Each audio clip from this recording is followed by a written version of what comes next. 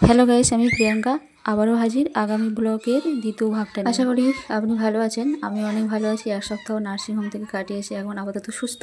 শরীর খারাপ হলে যেমন সময় দিতে হয় সুস্থ হতে, তেমন মন খারাপ হলেও সময় দিতে হয় মনকে সুস্থ হতে। তো যাই হোক, সেটা অন্য ব্যাপার।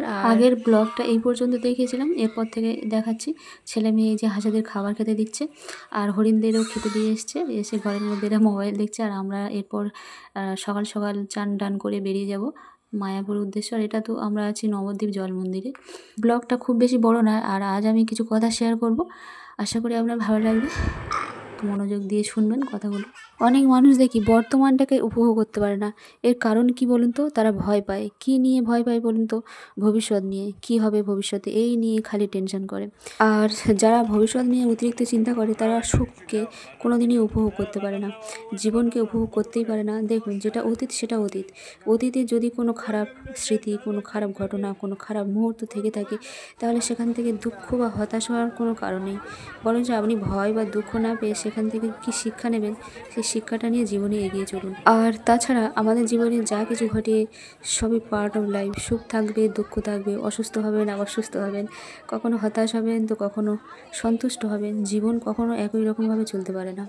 সুখের পরে দুঃখ আসে, দুঃখের পরে সুখ আসে। আপনার জীবনে যখন যেমন পরিস্থিতি আসবে সেটাই স্বাভাবিকভাবে মেনে নেবেন এবং আপনি সেটা স্বাভাবিক মনে করবেন। তাহলে আপনার মানতে কোনো অসুবিধা হবে না। আর তারা কোনো দিন সুখী হয় না যারা তাদের জীবনের খারাপ অংশগুলো সারাক্ষণ অন্যদের সাথে তুলনা করে। সবার জীবনচক্র আলাদা, সবার ভাগ্যচক্র আলাদা আলাদা। কারণ আমাদের কর্ম সবার এক নয়। আমাদের জীবনটা হলো আমাদের কর্মফল। পাস্ট লাইফে আপনি কি কর্ম করেছেন আপনি জানেন না। যাই হোক, বর্তমানটাকে উপভোগ করুন। কারণ আজ যেটা বর্তমান, কাল সেটা অতীত। চলে গেলে ফেরত আসবে না। আর আপনার জীবনে কোনো গ্যারান্টি নেই, কখন আছেন কখন নেই আপনি জানেন না। যতদিন আছেন জীবনকে উপভোগ করুন, না হলে জীবনের শেষে এসে শুধু আফসোস করতে হবে। জীবনের সেই সুন্দর দিনগুলো আর ফিরে আসবে না। তাই অযথা রাগ, হিংসা, ক্ষোভ মনে পুষে রাখবেন না। দেখতে দেখতে কখন যে আপনি সুখের দিনগুলো পার করে আসবেন এবং সেগুলো আপনি উপভোগ না করেই পার করে আসবেন। মনে রাখবেন, সময় কখনো কারোর জন্য থেমে থাকে না। সে চলে তার আপন নিয়মে। তেমনি আপনার জীবনে সেই সুন্দর দিনগুলো আর ফেরত আসবে না। দিনগুলো আপনার জন্য থেমে থাকবে না। ভবিষ্যৎ নিয়ে অযথা টেনশন করে বর্তমান সুখটাকে বিসর্জন দেবেন না। আর জীবনে যত কঠিন পরিস্থিতি আসুক না কেন, মানসিকভাবে প্রস্তুত থাকবেন। তাহলে মেনে নিতে খুব বেশি অসুবিধা হবে না।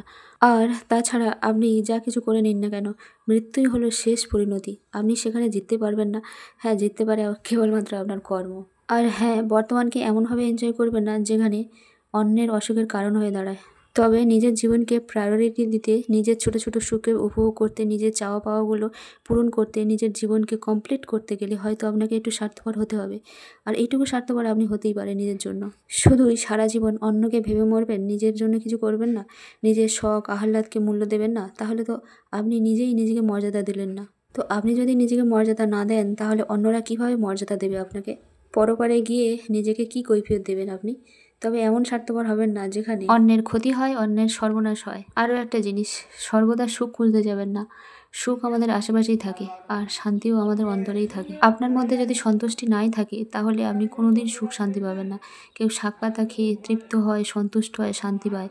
আর কেউ দামি দামি খাবার, দামি দামি থালায় খেয়ে সন্তুষ্ট হয় না, তৃপ্ত হয় না, শান্তি পায় না। কারণ তার আরও ভালো কিছু চাই, তার আরও চাই। ওই জন্যই বললাম, সুখ, সন্তুষ্টি, শান্তি সবই আমাদের মধ্যেই রয়েছে, আমাদের অন্তরেই রয়েছে। আবারও বলি, বর্তমানকে নিয়ে আনন্দ করুন, উপভোগ করুন। অতীতকে ধরে রাখবেন না, যেতে দিন। আর ভবিষ্যৎকে নিয়ে এতটা দুশ্চিন্তা করবেন না যে আপনি অযথা অ্যাংজাইটিতে ভোগেন। ভবিষ্যতের টেনশনে জীবনকে বিষাদময় করে তুলবেন না। তবে হ্যাঁ, আপনি বর্তমানকে কিভাবে উপভোগ করবেন সেই অনুযায়ী আপনার ভবিষ্যৎ গঠন হয় বই কি। আপনি বর্তমানকে অবশ্যই উপভোগ করুন, কিন্তু আপনার পা দুটো যেন মাটিতেই থাকে। আবারও বলি, যে বর্তমানকে এনজয় করতে পারে না সে ভবিষ্যৎকেও কোনোদিন এনজয় করতে পারবে না।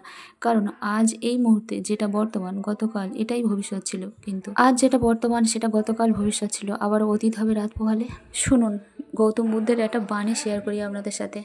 Life is like a coin, মানে জীবনটা একটা কয়েনের মতো। Pleasure and pain are the two side, মানে দুই সাইডে, এক সাইডে আনন্দ থাকলে এক সাইডে দুঃখ থাকবে।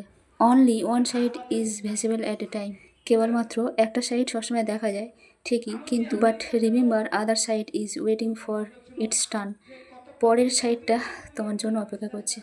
তারপরে এই যে আমরা তুষারদার মা, কাকিমা, দাদা সবাই মিলে আমরা মহারাজের কথা শুনছি। আর পাখির দাদা বদমাইশি করছে।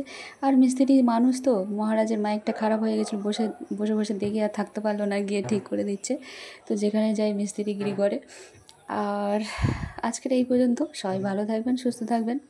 আবারও দেখা হবে, কথা হবে। আর এর পরের অংশগুলো পরবর্তী ব্লগে আমি দেখাবো, ভোগ প্রসাদ কীভাবে খেলাম সেগুলোই। টাটা। हरे कृष्णा कृष्णा कृष्णा हरे हरे हरे हरे हरे राम हरे राम राम राम हरे हरे हरे हरे हरे कृष्णा हरे कृष्णा कृष्णा कृष्णा हरे हरे हरे राम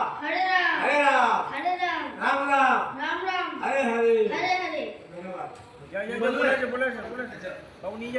না বলবেন না।